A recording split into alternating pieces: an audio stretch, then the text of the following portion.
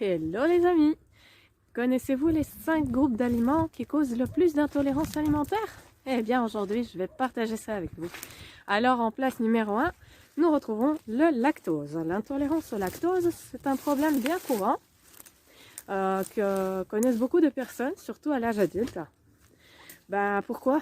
Surtout parce que pour qu'on digère bien le lactose, il faut avoir une enzyme appelée lactase. C'est elle qui s'occupe de la découpe de la molécule du lactose. Et si nous ne l'avons pas, eh bien, la digestion n'a pas lieu. Et si la digestion n'a pas lieu, eh bien, après, la molécule arrive dans les intestins et la microflore va s'en occuper. Et donc, ça fermente.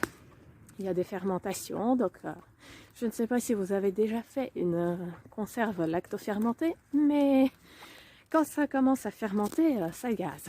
Et donc, de ce fait-là, eh bien, on est ballonné, on a des gaz et on se sent dérangé dans le ventre. C'est assez logique comme suite des événements.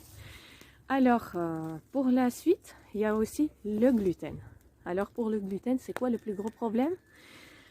De 1, c'est une longue chaîne de protéines, enfin, une longue chaîne d'acides aminés, donc une protéine en fait. Et elle est également très difficile à digérer, surtout les blés modernes, les blés qui ont été manipulés pour avoir des grains plus grands, où on récupère plus de farine, qui se lâche facilement de l'épi, tout ça, au fil de ces manipulations, la molécule de gluten est devenue de plus en plus longue et complexe, et donc on a de plus en plus de mal à digérer. Alors quelle solution on a dans ce cas-là? On peut très bien aller vers le sans gluten. Sinon, à la place du blé moderne, si on passe déjà à l'épeautre, ça peut déjà résoudre un petit peu le problème et on peut déjà se sentir mieux. Bien sûr, également bio pour ne pas avoir tous les pesticides, fongicides et compagnie. Donc voilà, ça c'est vraiment des solutions qui pourraient vous aider. Et surtout, souvent, on en consomme beaucoup de trop. En fait, on a tendance à penser que c'est les céréales qui sont un peu la base de notre alimentation, alors que ça doit être plutôt les fruits et les légumes. Alors, du fait que les céréales sont très nombreuses, si par exemple on prend un exemple déjà, la part de pâtes ou de riz ou de pommes de terre dans l'assiette d'une personne moyenne, souvent c'est la moitié de l'assiette en fait. Elle est constituée donc de féculents. Et donc si c'est des céréales à gluten, ce serait plutôt des pâtes de toutes sortes. Alors à côté de ça, on peut aussi prendre un morceau de pain, et bien encore voilà, de la farine, encore du gluten.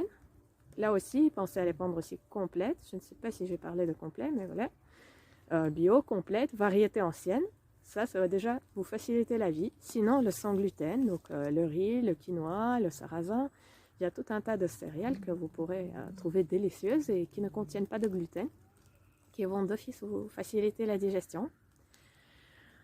Alors à côté de ça, pour les céréales, vous pouvez encore prendre le dessert et là carrément vous flinguez la digestion parce que voilà, rajouter des sucres dans une digestion plutôt protéinée et léguminée, ça complique énormément les choses, ça nécessite en fait trop d'enzymes différentes et du coup la digestion est très compliquée. Donc pensez à simplifier vos assiettes, ne pas mettre des groupes d'aliments trop différents et surtout les fruits, si vous les mangez en dehors des repas, vraiment vous verrez la différence, vous vous sentirez beaucoup mieux. Surtout les fruits crus qui sont justement riches en enzymes et en tous les principes actifs. Ça ne passe pas très bien après un repas copieux, bien protéiné, avec plein de céréales. Ça passe pas trop. Alors donc après les céréales, quel groupe on a encore qui pourrait causer des intolérances alimentaires? Eh bien les légumineuses, c'est bien connu, les haricots, la nourriture musicale. Bon, c'est un peu rigolo, mais au fond, s'il y a de retour cette pétarade après le repas, c'est forcément qu'on n'a pas digéré et que ça fermente dans les intestins.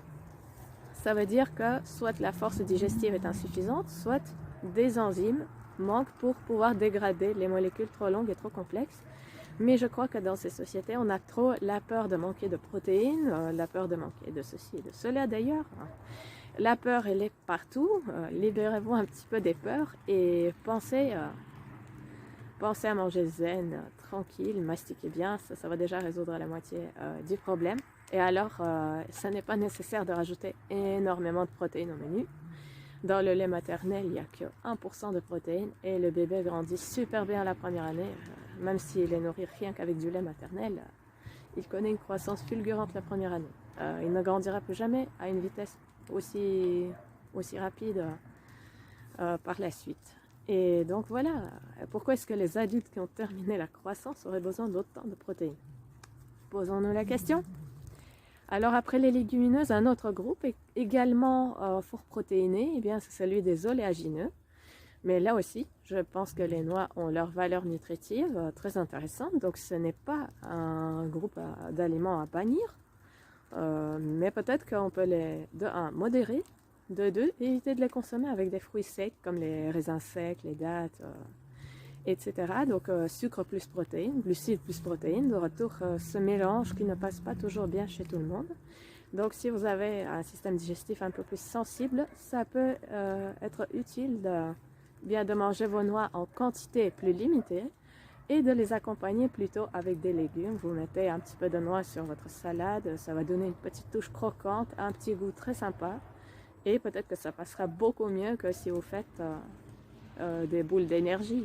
Voilà.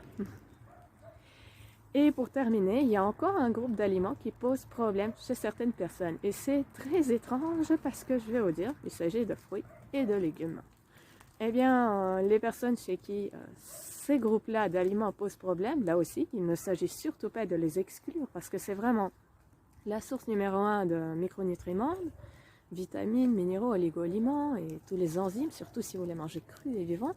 C'est vraiment pas pour se passer donc de ces super aliments, mais plutôt en fait les personnes qui n'arrivent plus à tolérer les bons légumes et les bons fruits.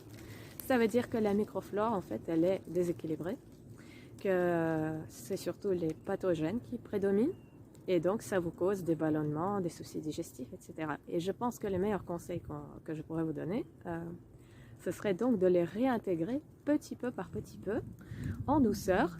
Et le meilleur indicateur que vous pourrez avoir, à mon sens, ce serait donc d'observer si vous avez des dérangements, des ballonnements, des picotements. Enfin, ça dépend quel genre de dérangement vous avez et que vous pensez donc que vous avez une intolérance alimentaire. Observez votre organisme, voyez quelle quantité vous pouvez tolérer. Commencez par un quart de pomme ou un petit morceau de banane et puis une semaine après essayez de passer à une demi, voilà, ou alors encore sous forme de jus de légumes avec une petite touche fruitée. Là vous n'avez pas les fibres, donc là ça va d'office vous aider à vous reminéraliser, à augmenter le taux de vitamines dans votre organisme, à nourrir vos cellules. Ça va d'office vous aider. Mais les légumes et les fruits avec les fibres, c'est très très important d'en remanger aussi. Donc petit peu par petit peu, vous pouvez les réintégrer et voir par quelle quantité vous pouvez commencer. Alors, est-ce que vous avez une de ces 5 intolérances? Racontez-moi dans les commentaires et bien sûr, partagez la vidéo avec vos amis et avec les personnes que vous connaissez. Je suis sûre que des tas et des tas de personnes pourraient tirer beaucoup d'informations utiles et à digérer mieux leur repas. Sur ce, je vous dis belle et lumineuse journée à vous. Namasté.